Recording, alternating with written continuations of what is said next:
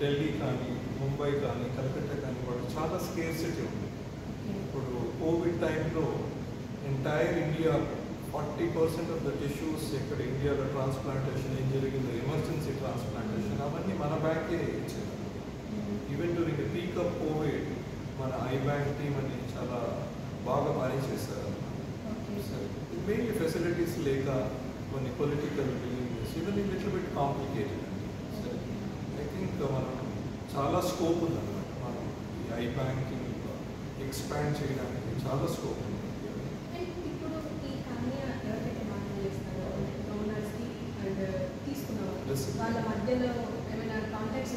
లేదు, it is morally ethically incorrect. So అవన్నీ కాన్ఫిడెన్షియల్గా maintain చేస్తామన్నమాట. సో ఎలాంటి రిసిపియెంట్కు డోనర్ డీటెయిల్స్ డైవర్ట్ చేయలేమన్నమాట. సరే ఇప్పుడు మనం ఏదైనా దానం చేసినప్పుడు కుడి చేతిలో ఎడం చేయికి ఎలా తెలియకూడదు, ఇది కూడా అలానే ఉంటుంది. సో ఫైనల్గా ఈ ప్రోగ్రామ్ వల్ల మీరేం చెప్పాలనుకుంటున్నారు ప్రేక్షకులకి?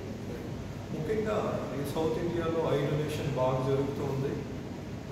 ఈ అవేర్నెస్ అన్ని పెంచి ప్రతి ఒక్కరు తన ఫ్యామిలీలో అందరికీ ఎడ్యుకేట్ చేసి, ఎంకరేజ్ చేసి, మోటివేట్ చేసి చనిపోయిన వెంటనే వితిన్ 6 అవర్స్లో మనం ఐ బ్యాంక్ రీచ్ అయితే ఈ డొనేషన్ ఇంకా మనం చాలా వరకు పెంచవచ్చు అన్నమాట. గుడ్ క్వశ్చన్ అండి. మన ఐబాల్ చూసుకున్నప్పుడు ఎక్స్టీరియర్ పార్ట్లో మనకి ఏం కనపడుతుందో ట్రాన్స్పరెంట్ కర్వ్ టిష్యూ ఏముందో, గోళాకారమైన టిష్యూ ఏముందో దాన్ని కార్నియా అంటారు. అది ట్రాన్స్పరెన్సీ ఉండే దానివల్ల image of an object focus చేసి రెటినా మీద పడేట్టు చేస్తుంది. ఈ కొన్ని కారణాల వల్ల ఈ నల్లగుడ్డ ఆ ట్రాన్స్పరెన్సీని కోల్పోతుంది. ఇన్ఫెక్షన్స్ ఉండొచ్చు, ఇంజురీస్ ఉండొచ్చు, కొన్ని చోట్ల ఈ బర్త్ డిఫెక్ట్స్ ఉండొచ్చు. సో అలాంటి వాటిలో ఈ కార్నియల్ బ్లైండ్నెస్ అంటారు.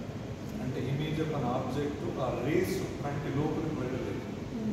సో కొన్ని చోట్ల ఈ కార్నియల్ షేప్ ఏముందో అబ్నార్మల్గా ఉండొచ్చు అనమాట. దాన్ని కెరటోకోనస్ అంటారు. దీనివల్ల కూడా చూపు అనేది చాలా వరకు తగ్గిపోతుంది. ఈ కార్నియల్ డిసీజ్ అంటే పుట్టుకతోనే వస్తుందా, మధ్యలో కూడా అంటే పుట్టిన తర్వాత కూడా వచ్చే అవకాశాలు ఉన్నాయంటారు? ఎక్సలెంట్ క్వశ్చన్ అండి. అబౌట్ 10% ఆఫ్ ద పాపులేషన్ మన దేశంలో పుట్టినప్పుడే ఈ నల్లగుడ్డలో ప్రాబ్లం ఉండొచ్చు అనమాట. ఈ మదర్ కడుపులో ఉండేటప్పుడే కొన్ని ఇన్ఫెక్షన్స్ ఉండొచ్చు, టార్చ్ ఇన్ఫెక్షన్స్ ఉండొచ్చు, rubella, measles, mumps and CMP అంటారు. ఇట్లాంటి ఇన్ఫెక్షన్స్ వల్ల కూడా ఈ నల్లగుడ్డ అనేది దెబ్బతిని ఆ ట్రాన్స్పరెన్సీ కోల్పోతారు. కొన్నిసార్లు ఐబాల్ మొత్తం డెవలప్ కాదు ఇలాంటి కండిషన్స్లో. మూడోది మన ఇండియాలో, సౌత్ ఇండియాలో ముఖ్యంగా చాలా కాన్సాంగ్యునీస్ అంటే మనం ten to marry with in relationship ఆ టైంలో కూడా చాలా హెరిటబుల్ కండిషన్స్ వస్తాయి, జెనెటిక్ కండిషన్స్. దీనివల్ల కూడా ఈ ఐ అనేది డెవలప్ కాకపోవచ్చు. దాన్ని కూడా కార్నియల్ బ్లైండ్నెస్ ఉంటుంది. ఈ కార్నియల్ బ్లైండ్నెస్కి సంబంధించి ఇప్పుడు డోనర్స్ ఎలా స్పందిస్తున్నారు? ఇప్పుడు జనరల్గా ఇప్పుడు చనిపోయాక వారిని అంత్యక్రియలు ఎలా చేయాలని ఆలోచిస్తారే కానీ వాళ్ళ ఆర్గాన్స్ కానీ డొనేట్ చేయాలని ఎవరు ఆలోచించారు, అంతగా ఆలోచించారు, 70% ఆలోచించారు. సో అంటే వాళ్ళ నుంచి మీకు స్పందన ఎలా ఉంది అండ్ ఎలాంటి డొనేషన్స్ వస్తుంది, ఎలా వస్తుంది డొనేషన్స్? వెరీ నైస్ క్వశ్చన్ అండి. లాస్ట్ 40 yearsలో చాలా వరకు సోషల్ అవేర్నెస్ అనేది జరిగిందన్నమాట.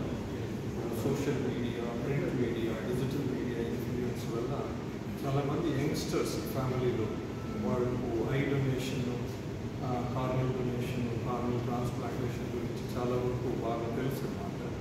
చాలామంది ముందు వస్తున్నారు ఐ డొనేషన్ చేయడానికి. అన్ని రిలీజియన్స్ వాడడం, అన్ని ఏజ్ గ్రూప్ వాడడం, అన్ని జెండర్ కూడా అర్హులే కాబట్టి వాళ్ళందరూ చాలా వరకు ముందు వస్తున్నారు. కొన్ని చోట్ల ఆ ఫెసిలిటీస్ లేనప్పుడు, వాళ్ళు మనకు రీచ్ అవ్వలేనప్పుడు మనం అంతవరకు కలెక్ట్ చేయలేకపోతున్నాము. ప్రతి ఏడాది మనము ఎల్వి ప్రసాద్ ఇక్కడ రామయ్య ఇంటర్నేషనల్ ఐ బ్యాంక్లో 10,000 కన్నా ఎక్కువ కార్నియల్ సేకరిస్తున్నాము. ఇండియా మొత్తం కలిపితే 1.5 lakh వరకు కలెక్ట్ చేయగలుగుతున్నారు. పర్టికులర్లీ సౌత్ ఇండియాలో ఈ అవేర్నెస్ అనేది చాలా బాగుందండి. పర్టికులర్లీ తెలంగాణ, ఆంధ్రాలో కూడా మనకు ఐ డొనేషన్ అవేర్నెస్ చాలా వరకు పెరిగింది. మనకు ఆ ఫెసిలిటీస్ కూడా ఉంటాయి. హైదరాబాద్లోనే కాకుండా వరంగల్, ఆదిలాబాద్ చిన్న చిన్న సెకండ్ టైర్ సిటీస్లో కూడా మన ప్రెజెన్స్ ఉంది కాబట్టి ఎవరైనా వాళ్ళ ఇంట్లో చనిపోయిన తర్వాత వితిన్ 6 అవర్స్లో మనం ఐ బ్యాంక్ని రీచ్ చేయగలిగితే మనం వెళ్ళి నలుగురిని సేకరించగలుగుతాం. సో ఈ కామ్య మార్కెట్ అంటే జనరల్గా మొత్తం దుడ్డు తీసేస్తారు అని చెప్పేసి మాట్లాడారు. అసలు దీని గురించి ఈ కామ్య మార్కెట్ ఎలా జరుగుతుంది? Again, excellent question. As I said, the Nalagood అనేది ఓన్లీ ద ఎక్స్టర్నల్ పార్ట్ అన్నమాట. ఈ వాచ్ మనం చూస్తున్నప్పుడు వాచ్ పైన గ్లాస్ ఎలా ఉంటుందో అలాంటి లేయర్ కానీ అది ఏదైనా కారణం వల్ల ఇన్ఫెక్షన్స్ కానీ ఇంజురీస్ కానీ కొన్ని బర్త్ డిఫెక్ట్స్ ఉంటాయి. అలాంటి టైంలో అవి ట్రాన్స్పరెన్సీని కోల్పోయినప్పుడు ఆ కేవలం లేయర్ మాత్రమే మారుస్తాం. ఎంటైర్ ఐబాల్ని ట్రాన్స్ప్లాంట్ చేయలేము అనమాట. అది ఇంకా 50 years పైగా రీసెర్చ్ పడుతుంది అనమాట. ఎంటైర్ ఐబాల్ చేంజ్ చేసేటప్పుడు మన బ్రెయిన్ కూడా ట్రాన్స్ప్లాంట్ చేయలేదు. ఇప్పుడు నేత్రదానం ఎవరెవరు చేయొచ్చు? ఏజ్ లిమిట్ ఏమైనా ఉంటుందంటారా? Excellent question. అన్ని ఏజ్ వారు, అన్ని జెండర్ వారు, అన్ని రిలీజియస్ వారు, వాళ్ళకు గ్లాసెస్ ఉన్న ముందు వెనకాల సర్జరీస్ చేయించుకున్నా కూడా అలాంటి వాళ్ళు కూడా అర్హులైనట్టు అందరూ చేయగలుగుతారు. కేవలం మనం కలెక్ట్ చేసుకున్న కొన్ని టిష్యూస్ వాడలేకపోతాం. వాళ్ళకి ఏమైనా ట్రాన్స్మిటబుల్ డిసీజెస్ ఉన్నాయనుకోండి, HIV, సిఫిలిస్ ఇలాంటి డిసీజెస్, రేబీస్ ఇవన్నీ ఉండేటప్పుడు మనం ఆ టిష్యూస్ని క్లినికల్గా వాడలేము. కాకపోతే మనం ల్యాబ్ రీసెర్చ్ కానీ యంగ్ సర్జన్స్ ట్రైనింగ్ చేయడానికి అలాంటి టిష్యూస్ వాడుతూ ఉంటాం. 65% ఉంటుందండి. ఇప్పుడు మనం 100 టిష్యూలు తీసుకుంటే అరౌండ్ 65 టిష్యూస్ క్లినికల్గా యూటిలైజ్ చేయగలుగుతాం. అలాంటి టిష్యూస్ అరౌండ్ 30-35% వేరియస్ కారణాలు ఉంటాయి. అవును, రీసెర్చ్ కానీ ప్రాక్టీస్ కానీ మనం వాడతాం అనమాట. ఇలా ఏమంటే ఏ టిష్యూని కూడా మనం ఎప్పుడు డిస్కార్డ్ చేయలేము అనమాట. ఎందుకంటే సచ్ ఏ ప్రీషియస్ గిఫ్ట్ అనమాట. It is invaluable. సో అందుకోసం మనం ఐ బ్యాంక్ కానీ ఇన్స్టిట్యూట్ కానీ చాలా మనం ఎఫర్ట్స్ తీసుకొని ఎప్పుడు ఏ టిష్యూని వేస్ట్ చేయాలి. సో చాలా మందికి ఒక రకమైన అపోహ ఉంటుంది. అంటే ఇప్పుడు కళ్ళని తీసేసుకొని వాళ్ళు అమ్మేసుకుంటున్నారు అని చెప్పేసి అంటారు. లేకపోతే కరెక్ట్గా చేరాల్సిన చోటికి చేరట్లేదు అని చెప్పేసి అంటారు. ఈవెన్ బయట కూడా అలాంటి అపోహ ఉంది. దీని గురించి మీరేమన్నారు? Excellent question. కేవలం ఇది సోషల్ మీడియా, మూవీస్ నుంచి ఇన్స్పైర్ అయినప్పుడు అలా అనిపిస్తుంది. ప్రపంచవ్యాప్తంగా ఆర్గన్ ట్రేడింగ్ అనేది ఇల్లీగల్ యాక్టివిటీ. సో ఇది ఎటువంటి బెనిఫిట్ డోనర్స్ కానీ రెసిపియెంట్స్ కానీ ఏమి ఉండదు అనమాట. కేవలం ఐ బ్యాంక్ ఈజ్ మీడియా అనమాట. మనము డొనేషన్ సేకరించి దాన్ని ప్రాసెస్ చేసి కలెక్ట్ చేసి క్వాలిటీ అని నిర్ధారణ అయిన తర్వాతనే అన్ని టెస్టులు కూలంకుషంగా పరిశీలించి వాళ్ళకి అన్ని నెగిటివ్ ఉండేటప్పుడే ఎట్లా బ్లడ్ బ్యాంక్ ఎలా పనిచేస్తుందో ఐ బ్యాంక్ కూడా అదే పనిచేస్తుంది. అంటే ఇది కరెక్ట్ ఐ బ్యాంక్ అంటే ఏమైనా సర్టిఫికేషన్ ఉంటుంది అంటారా? ఈ I bank real I bank, fake కాదు అని చెప్పేసి సర్టిఫికేషన్ ఉంటుంది అంటారా? అవునండి. అట్ ప్రజెంట్ అందరికీ లైసెన్స్డ్ ఉంటాయి. లైసెన్స్డ్ ఉంటాయి, వాళ్ళ ప్రెజెన్స్ ఉంటుంది. మీకు వాళ్ళు డాక్యుమెంట్స్ అవన్నీ సర్టిఫికేషన్ వెరిఫై చేసుకోగలుగుతారు. వాళ్ళు కాల్ ఫ్రీ నెంబర్స్ ఉంటాయి. వాళ్ళని మనకు ఇండియాలో I bank association of India అందులో అందరూ రిజిస్టర్డ్ మెంబర్స్ ఉంటారు. సో ఇల్లీగల్గా వేరే థర్డ్ పార్టీస్ అలా చేయడానికి కుదురుతుంది. ఇప్పుడు ఈ అంటే ఒకవేళ ఈ కళ్ళు తీసిన తర్వాత అంత్యక్రియలు లేట్ అవుతాయని కూడా ఒక అంటే అపోహ ఉంది. దీని గురించి అంటే మనం వాళ్ళు ఇన్ఫార్మ్ చేసిన వితిన్ మనం ఇక్కడ RIBలో Ramayana International Eye Bank Hyderabad మనం అప్ టు 100 kilometers వరకు కవర్ చేస్తాము. 30 minutes to 1 hourలో మన టీం వెళ్ళి entire procedure around 12 to 15 minutes ఉంటుంది. సో ఎలాంటి డిలే నా ప్రకారం కావాలన్నమాట. ఒకవేళ ఆల్రెడీ యాక్సిడెంట్ అయ్యింది, ఆయన అక్కడి నుంచి ఆల్రెడీ ఆపరేషన్ అయిపోయింది, తర్వాత ఒకవేళ చనిపోయిన తర్వాత దాన్ని మళ్ళీ దాన్ని కామ్గా తీసుకోవచ్చు? ఎస్ మేడం, తీసుకోవచ్చు అన్నమాట. ప్రీవియస్ సర్జరీస్ అయినా కూడా ఇప్పుడు కొన్నిసార్లు గ్లాస్ రిమూవ్ చేయడానికి లేసిక్ చేసుకుంటారు. కొన్ని చోట్ల చుక్లం అని చెప్పారు, కెట్రాక్ట్ అన్నమాట. సాధారణంగా అరౌండ్ 40 సంవత్సరాల చుక్లాలు వస్తాయి ఇండియాలో. సో ఆ చుక్లమైన వాళ్ళు కూడా మనం నలుగురిని చేయగలుగుతారు.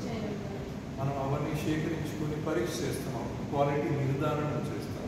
ఈ tissue A grade, B grade, C grade అనే టిష్యూ నిర్ధారణ చేసి అవి అలాంటి కేసులకే వాడతాం. ఈవెన్ సీక్రెట్ టిష్యూ కూడా కొన్నిసార్లు ఇన్ఫెక్షన్స్ వచ్చేసి కళ్ళు మిగిలించుకోవాలి, అట్లాంటి ప్రొసీజర్స్ కూడా ఆ టిష్యూని వాడతాం. చాలా మంది అంటే డిఫరెన్స్ తెలియదు, ఈ శుక్లం అంటే ఏంటి, కార్నియా అంటే ఏంటి అనేసి మీరు ఒకసారి చెప్పారు. ఇదివరకు నేను చెప్పినట్టు తీసుకుంటాను.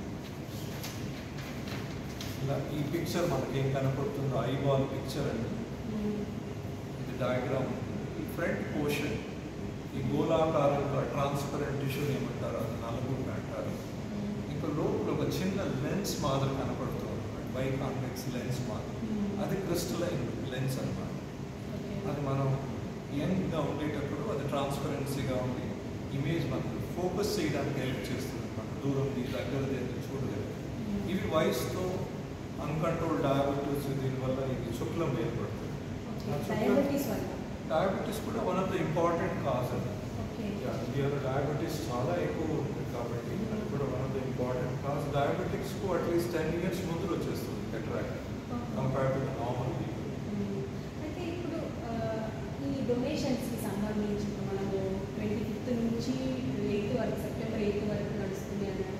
అయితే అంటే దీనికి ఎలాంటి స్పందన ఉంది అంటారు? ఇది ముఖ్యంగా మనం లాస్ట్ 39 years వరకు సక్సెసివ్గా చేస్తున్నాము. మెయిన్గా ఇది క్యాంపెయిన్ అనమాట. చాలా ప్రోగ్రామ్స్, ఈవెంట్స్ అన్ని ప్లాన్ చేస్తాము. ఇవన్నీ మన ఐ బ్యాంక్ రిలేటెడ్ యాక్టివిటీస్ అన్ని మనం షోకేస్ చేస్తాము. ముఖ్యంగా పబ్లిక్ అట్ లార్జ్లో వాళ్ళ అవేర్నెస్ పెంచాలి. వాళ్ళకి ఇప్పుడు మీరు అన్నట్టు చాలా మిస్కన్సెప్షన్స్ ఏమున్నాయి అవన్నీ తొలగించాలి. అండ్ ఈవెన్ చాలా ఎడ్యుకేటెడ్ వాళ్ళు కూడా మీరు అన్నట్టు ఎన్నోసార్లు ముందుకు రారు అన్నమాట ఐ డొనేషన్ చేయడానికి. సో ఇవన్నీ ఈ బ్యారియర్స్ అన్ని గ్యాప్స్ ఏముందో I bank and general people at large, ఈ గ్యాప్ను తొలగించి మనం ఈ ఐ డొనేషన్ అనేది చాలా ఎక్కువ చేయాలన్నమాట. ఎందుకంటే మన ఇండియాలో 1.2 million పీపుల్ నలుగురిలో బ్లైండ్నెస్తో సఫర్ అవుతున్నారు అన్నమాట. ప్రతి ఏడాది 25 నుంచి 30,000 ఎక్స్ట్రా యాడ్ అవుతున్నారు. అండ్ ప్రజెంట్ మనం త్రూ అవుట్ ఇండియా 25,000 చేయగలుగుతున్నాము. సో చాలా చేయాలి. మనం 4 fold పెంచాలన్నమాట మన ఒక స్థాయిని, దాన్ని స్కేలప్ చేయాలి. ఈ స్కేలప్ చేయడానికి ఎల్వి ప్రసాద్ అలాంటి 100 institutions అవసరం ఉంటాయి. అండ్ చాలామంది ముందుకు రావాలన్నమాట డొనేట్ చేయడానికి. ప్రతి ఒక్కరు చేసిన వాళ్ళు 100% వాళ్ళ tissue may not be utilized. So అది 65% ఉంటుంది కాబట్టి మనం చాలామంది ఆ డోనర్ పూల్లో ఎక్కువ అవుతాయి, ఆ టిష్యూస్ కూడా మనకి ఎక్కువ అవుతాయి. చాలామందికి ఇది ఉపయోగపడుతుంది.